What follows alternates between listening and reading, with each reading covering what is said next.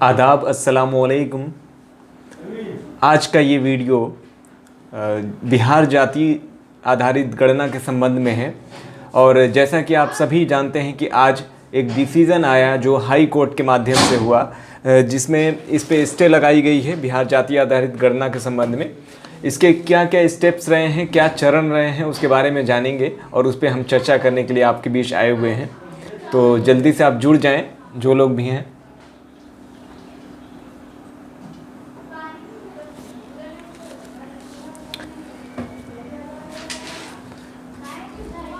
जैसा कि आप सभी जानते हैं कि आज जो ऑर्डर हाई कोर्ट के माध्यम से आया हुआ है, उसमें बिहार जाति आधारित गणना पे रोक लगा दी गई है और अगली सुनवाई इस संबंध में 3 जुलाई को होनी है। उसी बीच जो परेशानियां हुई, जो उलझनें हुई और जो इस पे आरोप प्रत्यारोप का पूरा दौर चला है, उस संबंध में हम बातें करने वाले हैं। और आपकी राय इस संबंध में क्या बनती है वो भी कमेंट के ज़रिए से आप ज़रूर बताएं हमें। तो इसकी शुरुआत ऐसे करते हैं कि ये जो बिहार जाति आधारित गणना है, इसकी शुरुआत, इसका जो चरण रहा है उसके बारे में मैं आपको पहले बता दूं, ब्रीफ कर दूं कि 7 जनवरी से लेकर 21 जनवरी तक पहला चरण रहा, जिसमें सबसे पहले एक आवंटित क्षेत्र के माध्यम से वहाँ पे प्रगणक, पर्यवेक्षक, सहायक चार्ज पदाधिकारी, चार्ज पदाधिकारी और बहुत सारी लोग जो इससे जुड़े रहे हैं, अवलोकन सिब्बंदी, उन लोगों की एक टीम निर्धारित की गई, एक आवंटित स्थल दिया गया जहां पे चिन्हित वार्ड के अनुसार उनको एक एरिया, एक आवंटित एबी अलॉट किया गया। और उसमें सबसे पहले उसकी मैपिंग तैयार की गई, उसका नज़री नक्शा तैयार किया गया, लेआउट मैप तैयार किया गया, जिसमें घरों की बनावट यानी पक्का मकान, कच्चा मकान, परिवारों की स्थिति, परिवार के सदस्य, और उसका ये पहले उसका हुआ। फिर नजरी नक्शा तैयार करने के बाद जो फर्स्ट स्टेप शुरू होता है, पहला फेज़ जो शुरू हुआ, उसमें जो चीज़ें ख़ास रही, पूछी गई या फिर जानकारी ली गई, उसमें परिवार और मकानों का गणना, उसको चिन्हित किया जाना, नंबरीकरण, इसके अलावा परिवार के मुखिया और सदस्यों की संख्या, आवास या भवन की स्थिति, और ये रही पहले चरण में। उसके बाद दूसरा चरण शुरू होता है 15 अप्रैल से लेकर 15 मई तक का, जो अभी चल रहा था। इसमें पूरे बिहार में जो दूसरा चरण रहा, उसमें बहुत सारे काम हो भी चुके थे और कई कई जगहों पे ये भी देखा गया कि काम लगभग समाप्ति के कगार पे, 100% फाइनल होने के कगार पे है। उस कंडीशन में जो क्षेत्र, जो ग्राउंड लेवल, ग्रोस लेवल पे काम करने वाले लोग हैं, उनको बहुत सारी खासी दिक्कतों का सामना करना पड़ा है। खासकर अगर प्रगणक या पर्यवेक्षक की बात करें, चूँकि इनका काम उस ग्राउंड लेवल पे, ज़ीरो पे काम करना होता है, जो घरों से संबंधित है, और पूरी डिटेल उनको कलेक्ट या एकत्रित करना होता है। उसमें बहुत सारे चैलेंजेस भी आए, बहुत सारी मुश्किलें भी रहीं, बहुत सारे उलझनें और परेशानियाँ भी रही। और इन सब परेशानियों, उलझनों के बावजूद ये सब चीज़ें हुई। और आज 4 मई को, यानी फाइनल कंप्लीट होने का द्वितीय चरण के महज 10 दिनों में पहले ये इस पे रोक लगा दी गई है। और रोक लगाना कितना उचित है, कितना अनुचित है, इस बारे में भी बात करेंगे, आपकी राय भी जानेंगे। देखिए, मूल रूप से अगर बात की जाए जाति गणना की, तो पहले भी बहुत सारे जगहों पर, चूँकि आज़ादी के बाद से जो आबादी, जनसंख्या, उसका पता लगाने का एक स्रोत, माध्यम रहा है गणना। जनगणना पहले भी होते रहे हैं, लेकिन उसका प्रारूप, उसका ढांचा बिल्कुल अलग रहा है, थोड़ा सा बदला है वर्तमान समय में।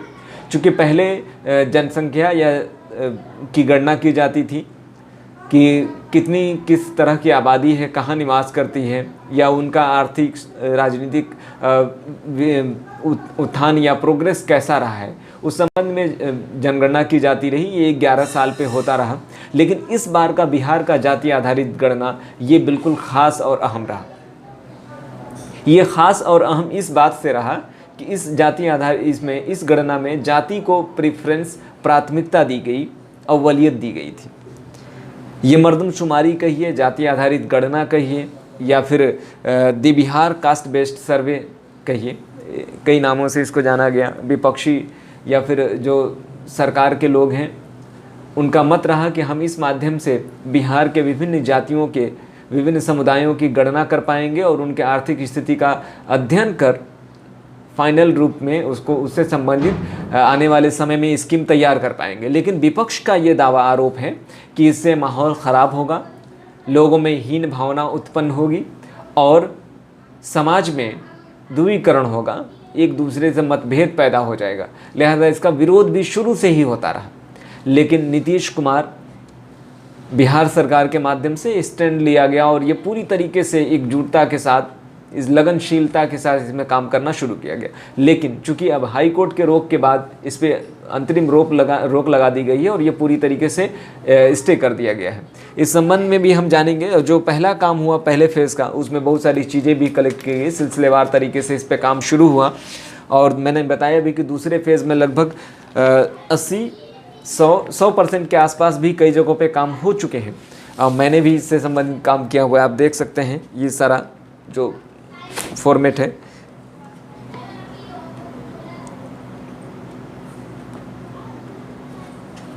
ये हर परिवार के हिसाब से इसको एक हिसाब से गणना करना होता था।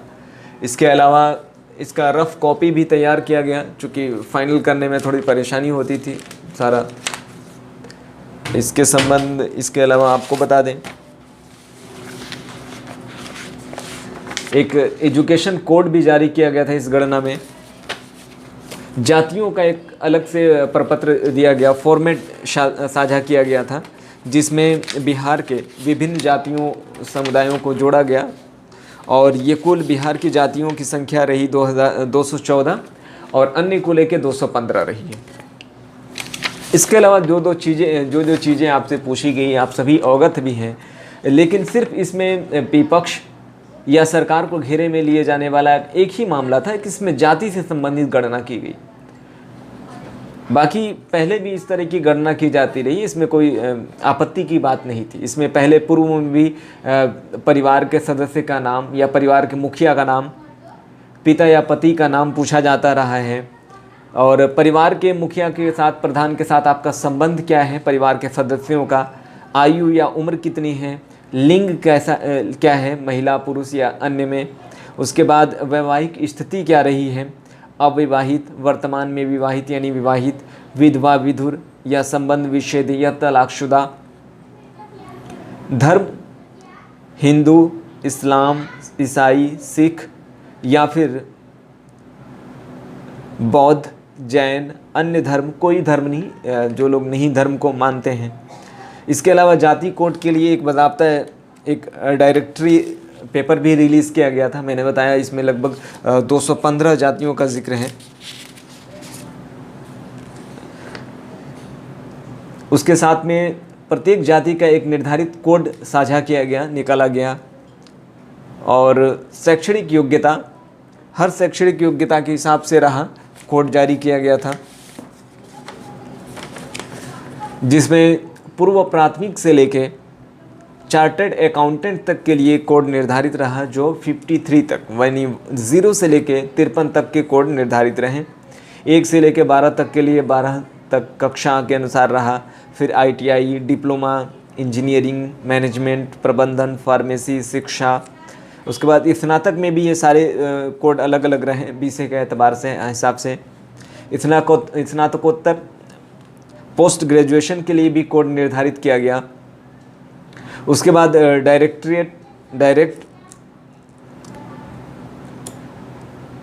डॉक्टरेट के लिए भी कोड निर्धारित हुआ। तो ये सब चीज़ें रही। इसके अलावा पूछे जाने वाली चीज़ों में कार्यकलाप यानी सरकारी नौकरी, क्या पेशा आपका है, उससे संबंधित रहा। ये आर्थिक गणना में भी इसको हम जोड़ सकते हैं। आर्थिक नौकरी रहा, संगठित क्षेत्र में प्राइवेट नौकरी है या असंगठित क्षेत्र में सरकार प्राइवेट नौकरी, स्वरोजगार, काश्तकार, खेतीहर मजदूर, निर्माण मजदूर, अन्य मजदूर, मिस्त्री, भिखारी, कचरा चुनना, अन्य, विद्यार्थी, गृहिणी या कुछ नहीं। इसके अलावा आवासीय स्थिति का भी पता लगाना था इस गणना के अनुसार, जिसमें पक्का मकान 2 या 2 से अधिक, पक्का मकान कमरा 1 जिसके पास है, या खपरेल, टीन छत झोपड़ी आवासी हैं, जिनके पास ऐसी कोई भी भूमि उपलब्ध नहीं है। अस्थायी प्रवासी स्थिति लागू नहीं के अर्थ में, यानी जिसके पास जो बिहार या अन्य क्षेत्रों में रह के अपनी नौकरी करते हैं, चाहे वो प्राइवेट संस्था के अनुसार हो या फिर गवर्नमेंट नौकरी करते हों, स्थायी तौर पे हों, तो उससे संबंधित भी कोड दिए गए थे डायरेक्टरी में कि किस तरीके से उसको बिहार में रहने वाले लोगों के लिए जो अन्य ज़िले में अपने आवास स्थान से अलग हो या फिर बिहार के बाहर, देश के बाहर या अन्य जगहों पे जो शिक्षा ले रहे हैं, नौकरी कर रहे हैं, तो उस स्थिति में भी कोड निर्धारित किए गए थे। इसके अलावा आपके पास क्या इंटरनेट संबंधी फैसिलिटी सुविधाएं हैं, कंप्यूटर या लैपटॉप में इंटरनेट के साथ में है कि विदाउट इंटरनेट है या नहीं है। इसके अलावा मोटरयान, व्हीकल वगैरह के लिए 2 पहिया, 3 पहिया, 4 पहिया, ट्रैक्टर, 6 पहिया या अधिक या कुछ नहीं के लिए भी कोड निर्धारित किया गया था। कृषि भूमि,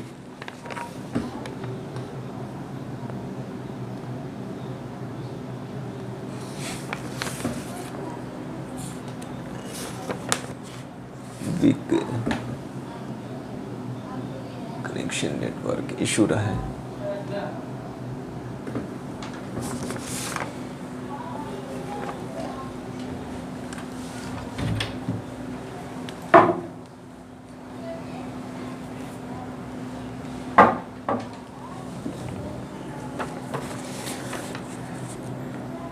इसके बाद कृषि भूमि के लिए जो भूमिहीन है उनके लिए भी कोड निर्धारित सरकार ने किया। 0 से अधिक और 50 डिसमिल तक, 50 से 1 एकड़ तक, 1 एकड़ से 15 एकड़, 15 एकड़ से 2 एकड़, 2 एकड़ से 2.5 एकड़, 2.5 से 3, 3 से 4, 4 से 5 और 5 एकड़ से भी अधिक भूमि के लिए भी कोड अलग अलग निर्धारित किया गया। इसके अलावा आवासीय भूमि की भी अगर बात करें तो जिनके पास कोई आवास के लिए अपनी भूमि नहीं है या फिर परिवार के सम्मिलित परिवार जो संयुक्त परिवार रहा करता है, उसके अलावा परिवार का जो मूल रूप से एक मुखिया है या जिसके नाम से ज़मीन आवंटित है, लिया गया है, उसके अलावा अन्य लोगों के साथ उस ज़मीन के बंटवारे नहीं किए गए, तो उस स्थिति के लिए भी कोड भूमिहीन या 5 डिसमिल तक, 5 डिसमिल से 10 डिसमिल तक, 10 से 15, 15 से 20, 20 से अधिक या बहुमंजिला इमारत, ये सब चीज़ें रही। और इसमें सभी स्रोतों से वार्षिक आय, यानी मूल रूप से इस जाति आधारित गणना की बात की जाए, इसका नाम ज़रूर जाति आधारित गणना रहा, लेकिन इस सभी चीज़ों को समाहित किया गया था, नाम से लेके और आपकी आर्थिक स्थिति क्या है, आपके परिवार के सदस्यों की संख्या कितनी है, ठीक है। और बस इसमें जाति का जो कॉलम ऐड हुआ वही थोड़ा सा आपत्ति की बात हो गई, वरना पहले भी इस तरीके की गणना होते रहे हैं। मैंने आपको बताया भी कि बहुत सारा काम कंप्लीट भी हो चुका था दूसरे फेज़ में, ये आखिरी पड़ाव के एकदम सब लोग थे लगभग। अब सबसे बड़ी परेशानी ये हो गई कि जो लोग ग्राउंड लेवल पे ग्रास लेवल पे काम कर रहे थे उनका क्या, वो उन्होंने तो दिन रात एक करके काम किया है, क्या संडे क्या मंडे, कई तो छुट्टियों भी अपनी लोग ख़त्म कर चुके इस काम को लेके। तो आपकी राय क्या बनती है और इस संबंध में क्या बातें प्रमुख रूप से लोगों के दरमियान अभी बीच में, जो कि आज ही का डिसीज़न है, हाई कोर्ट ने स्टे लगाया है, तो क्या है उस बीच में आपको बता देते हैं।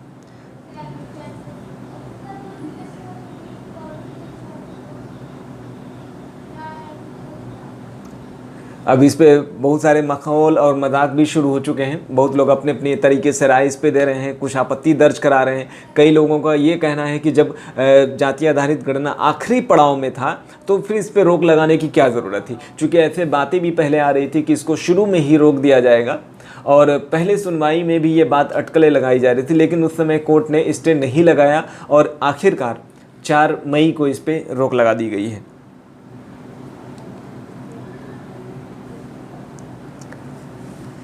तो अब जनगणना वाले प्रगणक से कहा जा रहा है कि कल से नहीं आओगे साहब। आऊँगा 3 जुलाई के बाद आऊँगा।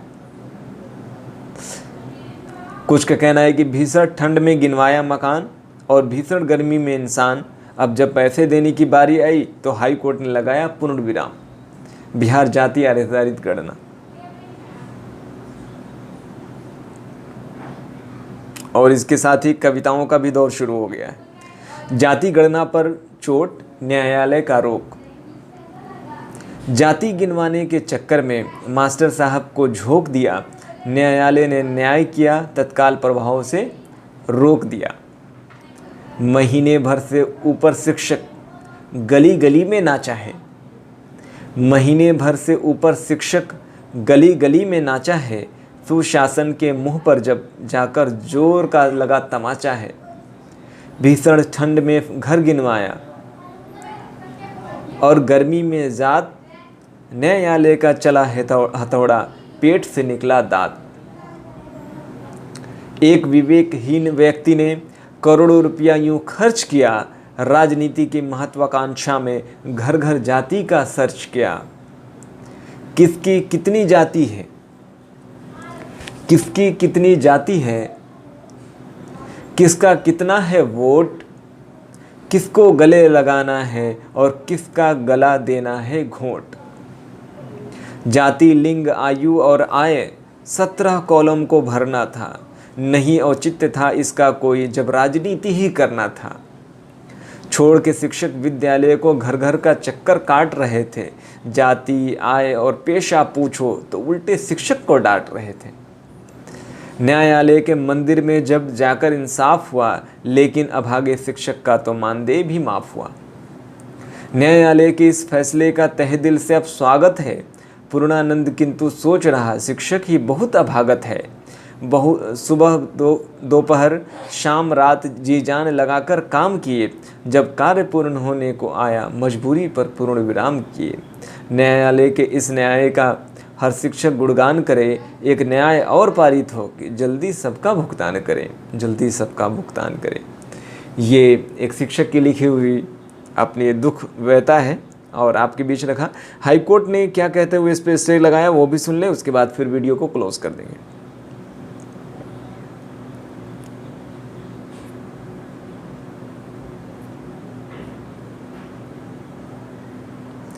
आज जैसा कि लेटर जारी हुआ रजनीश कुमार बिहार सरकार के उप सचिव के माध्यम से, और इस लेटर में ये कहा गया कि जो कोर्ट का निर्णय रहा है उस संबंध में, उसको कार्य को स्थगित करने के संबंध में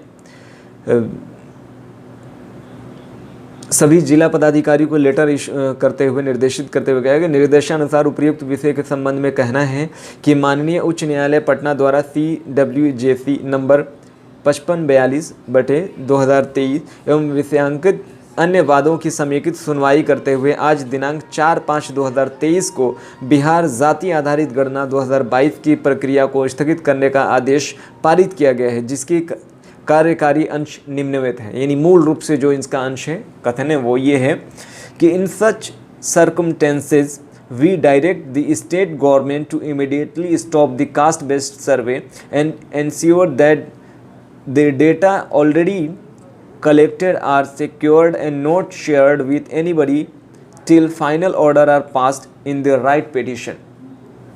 यानी जो भी डेटा कलेक्ट किया गया है उसको अंतिम निर्णय आने के तक उसको सुरक्षित रखा जाए, उसको किसी भी माध्यम से शेयर या साझा नहीं किया जाना चाहिए अन्य लोगों में या अन्य जगहों पे। अतः अनुरोध है कि उपयुक्त न्यायाधीश में पारित न्याय निर्णय का अक्षरशः अनुपालन सुनिश्चित किया जाए एवं अपने स्तर सभी पदाधिकारियों कर्मियों को आवश्यक निर्देश देने की कृपा की जाए। ये रजनीश कुमार ने सभी डीएम को आदेशित किया हुआ है। अब कोर्ट का जो इस संबंध में और एक छोटा सा कट रहा, इन सच circumstances we direct the state government to immediately stop the caste based survey and ensure that the data already collected are secured and not shared with anybody till final orders are passed in the right petition। Post the right petition for hearing on 3rd July 2023।